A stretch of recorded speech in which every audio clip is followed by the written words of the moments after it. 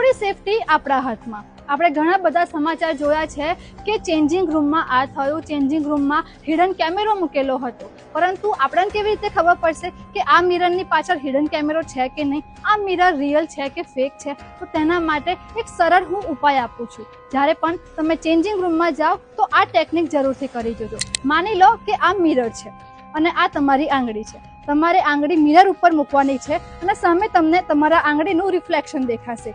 જો તે રિફ્લેક્શન તમારી આંગળીને ટચ કરી જાય તો સમજી લેજો કે તે મિરર ફેક છે, તેની પાછળ હિડન કેમેરો છે, એટલે કે એ મિરરમાં કોઈને કોઈ પ્રોબ્લેમ છે। અને જ્યારે એ આંગળી તમારા રિફ્લેક્શનને બરોબર ટચ ના કરે અને થોડી દૂર રહે તો સમજી લો કે તે મિરર રિયલ મિરર છે। આટલું જ નહીં, જ્યારે પણ તમને તમારા ચેન્જિંગ રૂમની આસપાસ કોઈ સીસીટીવી કેમેરા દેખાય તો તમારો હક બને છે કે તમે ત્યાંના ઓથોરિટીને વાત કરો કે તમે આ ચેન્જિંગ રૂમ આગળ શા માટે સીસીટીવી કેમેરા લગાવ્યા છે।